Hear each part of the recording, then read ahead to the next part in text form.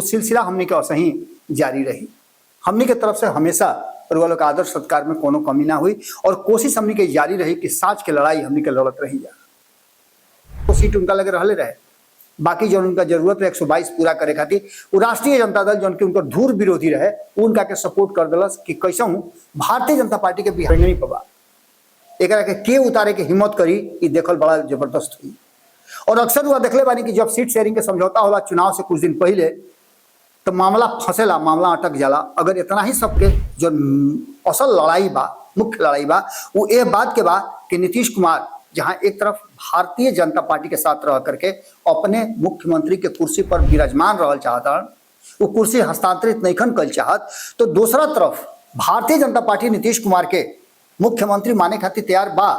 लेकिन नीतीश मुस्लिम जो वक्फ बोर्ड वाला बा चौधरी मुख्यमंत्री के कुर्सी बैठी हैं, या फिर चिराग पासवान जो पूरा तैयारी कर रहा बा वो आगे ही है। नीतीश कुमार भी अपना आसानी से भारतीय जनता पार्टी के सीएम कुर्सी दे दे, इस संभव नहीं है, कारण कि भारतीय जनता पार्टी से उनका बहुत सारा हिसाब किताब बराबर करे के बा और जना के लगातार वो बराबर कर रही रहल बा।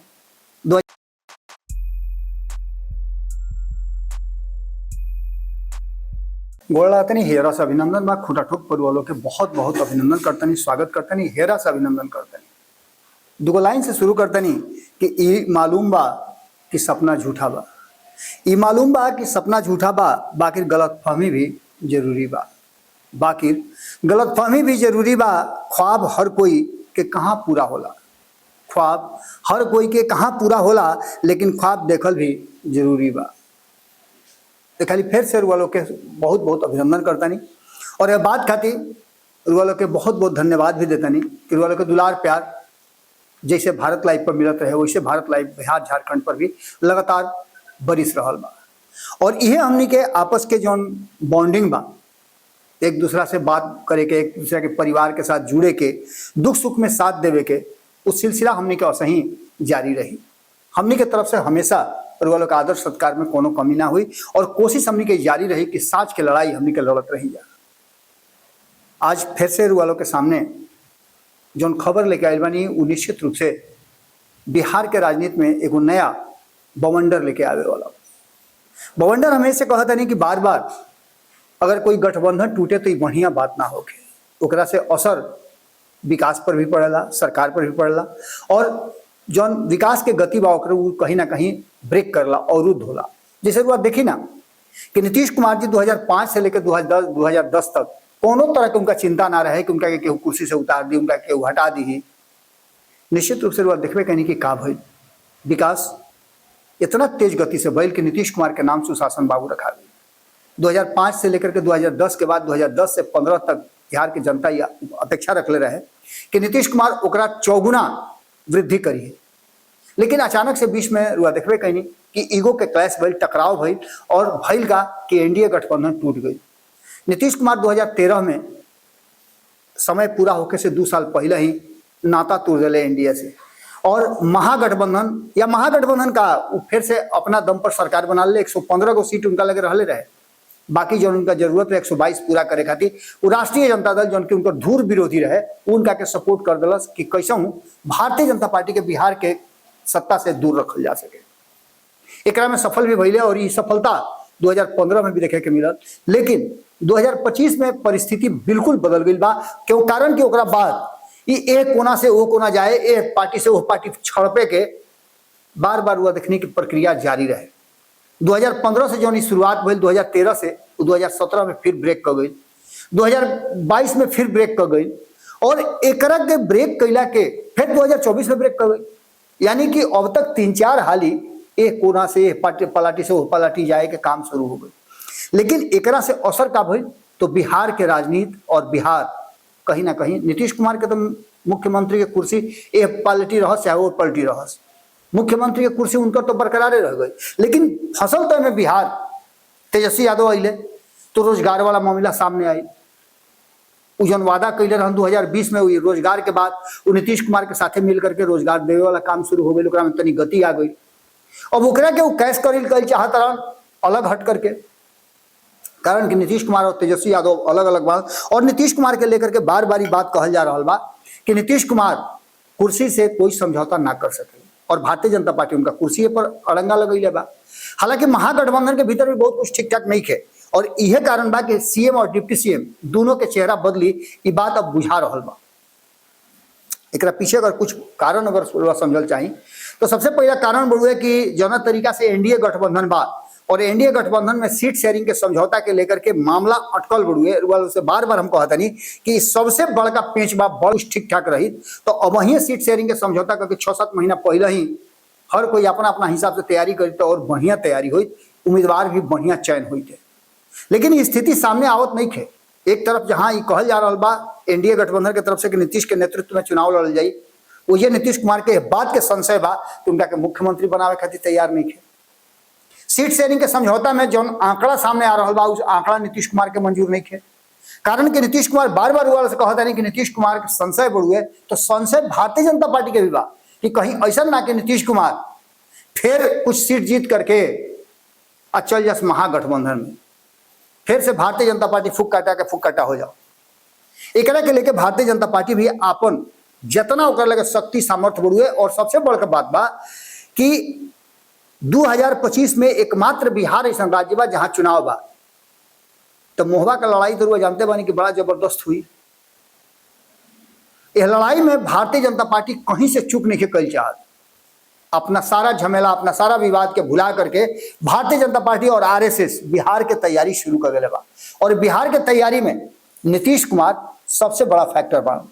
लेकिन बात ऐसे निकल रुकत, समय समय पर नीतीश कुमार भी असमंजस की स्थिति में आ जाता, संशय उनका हो जाता, तो समय समय पर भारतीय जनता पार्टी के भी संशय हो जाता। और ये दोनों के संशय के पीछे के कारण अतने नजर आ रहा बा कि एक बात साफ नजर आवता, भारतीय जनता पार्टी के मन में ये बात बार बार उठत हुई और उठत हुई का उठिए रहल बा कि नीतीश कुमार कहीं ऐसा ना होके कि पाला बदल दे। अब इस सब बात के लेकर के भारतीय जनता पार्टी अपना हिसाब से सीट शेयरिंग के समझौता कर चाहता और नीतीश कुमार के 90 गो 95 गो सीट दे करके उनका के अस्थिर एकोर कर दिया चाहता और बाकी के सीट में से वो अपना साथी दल के साथ बांट लिया चाहता। और नीतीश कुमार चाहिए ना, कारण कि नीतीश कुमार कोनो परिस्थिति में ना चाहिए कि भारतीय जनता पार्टी के 122 को सीट आ जाओ। खैर ये सारा बात के लेकर के जो असल लड़ाई बा, मुख्य लड़ाई बा, वो ये बात के बा कि नीतीश कुमार जहां एक तरफ भारतीय जनता पार्टी के साथ रह करके अपने मुख्यमंत्री के कुर्सी पर विराजमान रहल चाहता, वो कुर्सी हस्तांतरित नहीं कर चाहत, तो दूसरा तरफ भारतीय जनता पार्टी नीतीश कुमार के मुख्यमंत्री माने खातिर तैयार बा, लेकिन नीतीश कुमार मुख्यमंत्री के कुर्सी छोड़ दे। ए बीच में कई गो ऑफर भी नीतीश कुमार के लगे गए। पहला ऑफर गई कि नीतीश कुमार केंद्र के राजनीति में चलाओ। रुआ देखले होगा कि अश्विनी चौबे को बयान दिले, जो बयान के खूब चर्चा भइल कि नीतीश कुमार के लेकर के डिप्टी पीएम उनका के बना दिया। और डिप्टी पीएम वाला खबर वाला बतौले भी रही कि अब तक बिहार देश के इतिहास में बिहार से एगो दलित डिप्टी पीएम बन चुकल बा। ये बात के लेकर के कहीं ना कहीं अब जो सामने नजर आ रहा बा ओकरा के लेकर के नीतीश कुमार मनी है कि ना मनी है, ये सबसे बड़ बात बा। एक साथ साथ नीतीश कुमार के कॉम्बो ऑफर चाहिए। निशांत कुमार के डिप्टी सीएम बनावे खातिर तैयारी चल रहा बा और एकरा में लेकर के आखिर भारतीय जनता पार्टी खोज कर रहा बा और मेन पेज चुनाव से पहले फरिया लिहल चाहता। कारण कि चुनाव के बाद परिस्थिति का हुई और चुनाव के पहले सीट शेयरिंग के समझौता में का हुई, इस सारा बात वालों को हम बार बार बता रहा बनी। एकरा अलावे समय समय पर जब भारतीय जनता पार्टी की तरफ से ये बयान होता कि नीतीश कुमार के जगह पर भारतीय जनता पार्टी कमान कोनो अपना नेता के दे दो, सम्राट चौधरी के नाम के लेकर के नया आप सैनी जैसे बतौले ओकरा देखबे कहीं। एकरा पहले गिरिराज सिंह भी एगो बयान दिले रहा कि नीतीश कुमार के केंद्रीय राजनीति में ले आकर के और उनका के भारत रत्न देकर के सम्मानित कर दिया। नीतीश कुमार बहुत काम कैले, बिहार के विकास में उनका बहुत योगदान रहा। ये बात के लेकर के नीतीश कुमार स्वीकार करिए कि ना करिए, ये सबसे बड़ बात बा। ये बीच में 3 गो पेज भी फंस गई बा। सबसे पहला पेज मुस्लिम जो वक्फ बोर्ड वाला बा, वक्फ बोर्ड के लेकर के अभी भी गतिरोध जारी बा। लगातार ओकरा पर नीतीश कुमार कटघरे में घिरल बा। हालांकि कोशिश बार बार उनकर वो निकल जाएगी। यह वक्फ बोर्ड से निकले खातिर कई गो तरह का कार्यक्रम भी कर रहा बा और समझावे की कोशिश भी चल रहा बा। एक बारे में फिर वालों को बतेबे कहीं। लेकिन सबसे बड़ बात बा कि भारतीय जनता पार्टी और नीतीश कुमार के बीच में एक भरोसा के जो नाव रहे वो डगमगा गई बा। ऐसा स्थिति में चिराग पासवान के मौका मिल गई और चिराग पासवान तो पहले से भी बात कह रहा बा कि 2025 ना लेकिन 2030 में वो बिहार के राजनीति में पूरी तरह से सक्रिय भूमिका में आ जाए। यानी बिहार में मुख्यमंत्री के चेहरा के रूप में चिराग पासवान के ले आवे खातिर उनका पार्टी के तरफ से अब जबरदस्त ढंग से कैंपेन शुरू हो गई बा। एक पहले भी नीतीश कुमार 2020 में जब मुख्यमंत्री के चेहरा रहन एनडीए के तरफ से, तो चिराग पासवान भी अपना पार्टी के तरफ से मुख्यमंत्री के चेहरा रहन। भले ही चुनाव में बहुत बढ़िया ना कर पौले, लेकिन इतना जरूर कैले कि भारतीय जनता पार्टी और एनडीए के साथ साथ नीतीश कुमार कटघरा में खड़ा रहन, वो जगह पर खड़ा रहन जहां सरकार बनाने में उनका मुश्किल हो सकता रहे। थोड़ा सा दाएं बाएं अगर भई रही तो तेजस्वी यादव सरकार बना ले रही थे। और ये सारा बात के लेकर के कहीं ना कहीं जो मामला सामने आ रहा बा, ओकरा में एक तरफ चिराग पासवान, सम्राट चौधरी, नीतीश कुमार और निशांत, ये चार लोग में जबरदस्त चल रहा बुढ़े उठा पटक मुख्यमंत्री के चेहरा के हुई। अब एक में तय करे के बाद भारतीय जनता पार्टी के कि भारतीय जनता पार्टी नीतीश कुमार के साथ लेके चली, नीतीश कुमार के स्वास्थ्य के लेकर के और कई गो कारण के लेकर के बार बार नीतीश कुमार के ऊपर सवाल खड़ा होता। कहल जा रहा कि नीतीश कुमार सत्ता हस्तांतरित कर दे। अब सत्ता हस्तांतरित कैला के बाद का सम्राट चौधरी मुख्यमंत्री के कुर्सी बैठी हैं, या फिर चिराग पासवान जो पूरा तैयारी कर रहा बा वो आगे आई है। नीतीश कुमार भी अपना आसानी से भारतीय जनता पार्टी के सीएम कुर्सी दे दे, इस संभव नहीं है, कारण कि भारतीय जनता पार्टी से उनका बहुत सारा हिसाब किताब बराबर करे के बा और जना के लगातार बराबर कर रही रहा बा। 2013 के दंश 2015 में वसूल के लिए बिहार के सत्ता से उखाड़ करके, ओकरा बाद 2020 के जो कमी रहे ओकरा के 2022 में उखाड़ के देखलन। भारतीय जनता पार्टी के हर बार नीतीश कुमार दबा के रखल और भारतीय जनता पार्टी अब वो दबाव से बाहर निकले की कोशिश कर रहा बा। दूसरा खेमा में अगर हुआ देखी महागठबंधन में, तो तेजस्वी यादव के मुख्यमंत्री के चेहरा बने में कहीं कोई दाग नहीं थे। भले ही उनका विरोध में कांग्रेस खड़ा होके, कांग्रेस अपने को लॉबी बनावत होके, लेकिन तेजस्वी यादव के जो वोट बैंक बा वो वोट बैंक उनका साथे इंटैक्ट बा। और खास करके वक्त बिल अला के बाद मुस्लिम समाज उनका साथ पूरी तरह से अब आकर के खड़ा हो गई बा। कारण कि मुस्लिम समाज के एक ही मकसद बा और वो बा भारतीय जनता पार्टी के बिहार के सत्ता से उखाड़ के फेंकर।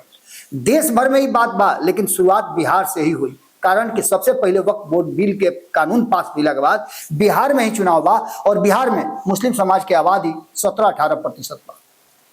एकरा के लेकर के एकजुट होकर के अगर मुस्लिम समाज वोट दिलस, जो कि पहले छटक जाता रहे उन्हें, कुछ ओवैसी के चल जाता है, कुछ नीतीश कुमार के चल जाता है, कुछ और लोग के चल जाता है, अब की हाली वोट के पूरी तरह से एक जगह एकोर करके इकट्ठा करके और वक्त वोट बिल के नाम पर ओकरा खिलाफ वोट जा सकेला।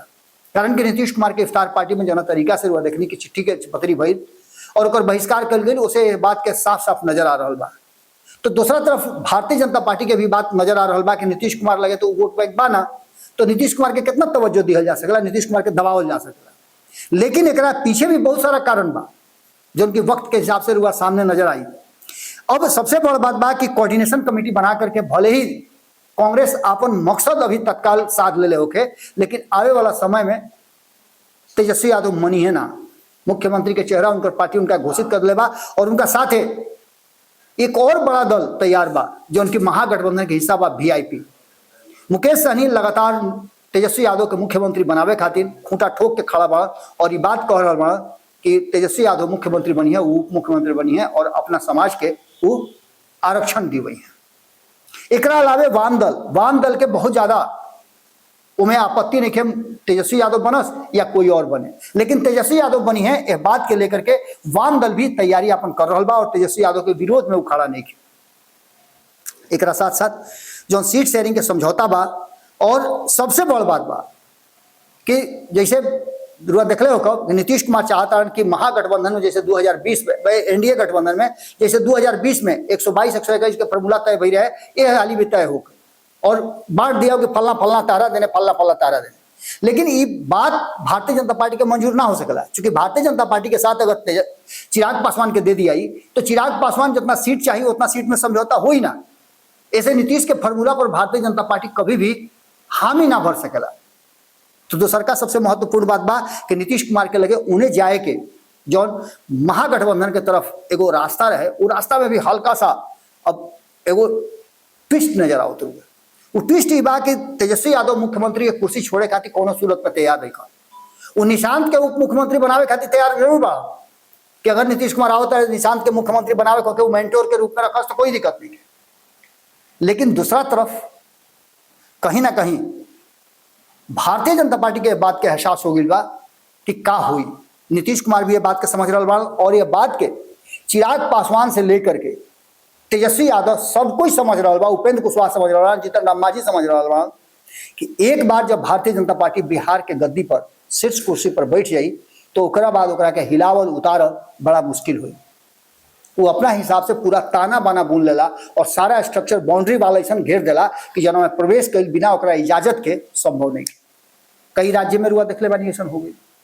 अब यही बात के लेकर के कहीं ना कहीं चुनाव से पहले ही एक खाली फिर से एनडीए के टूटे के संभावना व्यक्त करी जा रहा बा। बात महागठबंधन के करी तो महागठबंधन में बहुत ज्यादा बिखराव नजर नहीं क्या हो। तेजस्वी यादव यह बात खाती अब तैयार बढ़े और पिछला हाली के तरह अब के अली मुकेश सहनी भी यह बात खाती पूरी तरह से रिजी बा कि उनका जितना सीट चाहिए उतना के समझौता वो कर ली है। तो देखो कहीं कि राइट हैंड में बैठा करके तेजस्वी यादव बात के भी कहीं ना कहीं स्थापित कर दिले कि उनका भरोसा ज्यादा बा। लेकिन दूसरा तरफ कांग्रेस उनका साथे खड़ा बा और ऐसा स्थिति में इस सब लोग मिल करके चाहिए जितना समाजवादी विचारधारा से लोग निकल के आयल बा वो कभी ना चाहिए कि भारतीय जनता पार्टी के सरकार बिहार में बनो। बिहार एकमात्र ऐसा राज्य बा जो कि लोकतंत्र के जननी भी कहल जाला और एजा से जो संदेश जाई वो देश भर में जाई। आवे वाला 2029 में लोकसभा के चुनाव के साथ साथ वन नेशन वन इलेक्शन के भी कवायद तेज हो गई बा। एक अलावे और भी कई बात के वैसन बा जना के शुरुआत हो रहा बा। 33% महिला आरक्षण भी 2029 से ही स्टार्ट होने वाला बड़ुए प्रारंभ हुई। एक साथ साथ परिसीमन के भी बात चल रहा बा। इस सारा परिस्थिति के लेकर के एक हाली फिर से नीतीश कुमार पर टिकल बा सारा खेल। नीतीश कुमार अगर नीतीश कुमार के बात नहीं मानल जाए तो नीतीश कुमार एनडीए में रही है कि ना रही है इस जरूर प्रश्न खड़ा करते हुए दूसर का तरफ गठबंधन में और दोनों ही गठबंधन में चाहे एनडीए हो के चाहे इंडिया गठबंधन हो के दोनों गठबंधन में मुख्यमंत्री के चेहरा के लेकर के जौन विवाद चल रहा हुए वो विवाद निश्चित रूप से नया बा। डिप्टी सीएम और सीएम बिहार में एनडीए गठबंधन अगर चेंज करी तो निश्चित रूप से अगर महागठबंधन वो स्थिति में पहुंच जाता जहां से वो सरकार बना ली तो वो जो नया सीएम और नया डिप्टी सीएम हुई है। ये पूरा कहानी में एक बात तो साफ बा कि नीतीश कुमार के फैसला पर सब कुछ निर्भर करता। चिराग पासवान अपने स्टैंड क्लियर कर दिले बारे कि 2025 में वो कोनो तरह के विवाद ना करी हैं, लेकिन 2025 के बाद वो बिहार फर्स्ट बिहारी फर्स्ट के लेकर के और बिहार में मुख्यमंत्री के चेहरा के रूप में अपना के तैयारी करी है और बिहार के राजनीति में वो इन्वॉल्व हुई है। अब देखे वाला बात बुढ़े कि पूरा के पूरा जो नया माहौल पैदा हुई बा वो कार रंग दिखावत हुई। प्रधानमंत्री के आवे के बाद ओकरा पहले इस सारा विवाद सारा समस्या कहीं ना कहीं बिहार के राजनीति में एने ओने गुड़मुड़ा रहा बा। जहां एक तरफ एनडीए गठबंधन और ये महागठबंधन दोनों ही गठबंधन में अभी तक स्थिरता नहीं है। जब तक सीट शेयरिंग के समझौता ना हो जाए तब तक कि मामला ऐसे ही चलत रही और सीट शेयरिंग के समझौता में ये ज्यादा चांस बा कि गठबंधन बिखरी का हुई ये तो आवे वाला वक्त बताई। लेकिन हमने के नजर लगातार बिहार के राजनीति में होने वाला हर छोट बड़ घटना पर बा। राउर नजर भारत लाइव बिहार झारखंड पे होके चाहिए। खुटा ठोक पर वो लोग से ये विदा लेता नहीं। कल फिर भेंट हुई गोड़ लागत।